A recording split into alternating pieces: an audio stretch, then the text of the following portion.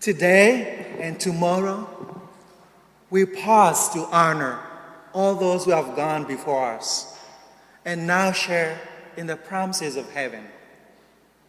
Some of those are canonized saints, but all who have entered the kingdom of heaven have lived long, loving, and faithful lives.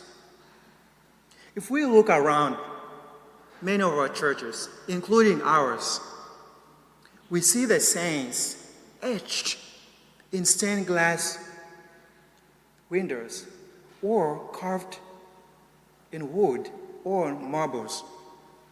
Some of the saints we make into figures and put them into our shelves in our own homes. Even some of us put on our lawns. The tendency might be to reduce these saints to be just something decorative.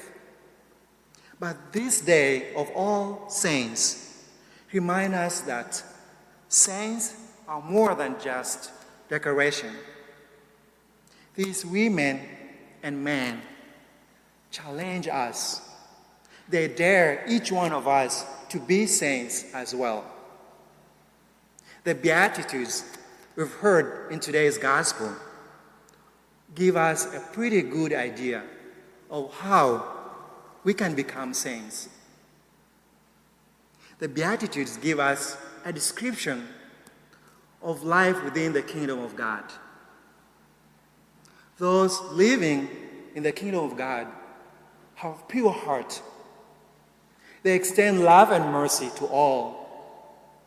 A person within the kingdom of God is someone who is meek, but also fights for justice.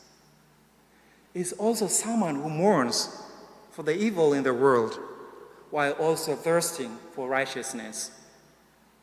Yes, we are all called to be saints.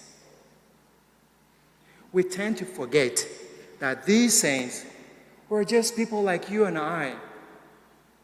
They had strengths, they had weaknesses, they had appetites and longings, vanities and eccentricities. They are both sinners and simple folks like you are. That is how they began the journey of being saints. But that's not the whole story. A reassuring truth is that nobody is born a saint. It is something we all become. We strive to be. There are many saints we can give examples.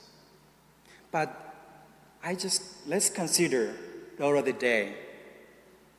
In the 1920s, she worked as a journalist and spent nights as well drinking in bars with famous writers like Eugene O'Neill.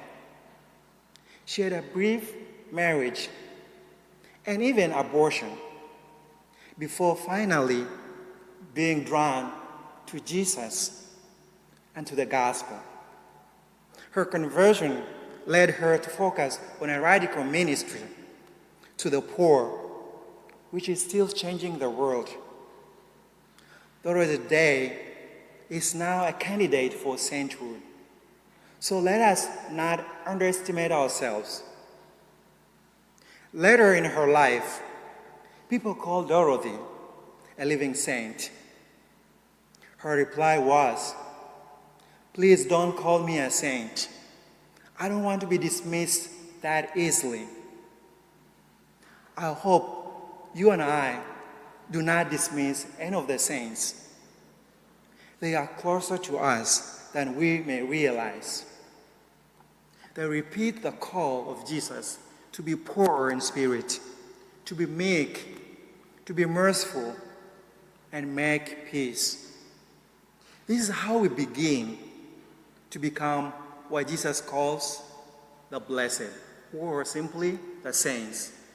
So brothers and sisters, let us draw inspiration from their lives of faith and love as we continue to grow and be faithful and loving members of the Christian family. Happy feast day, everyone.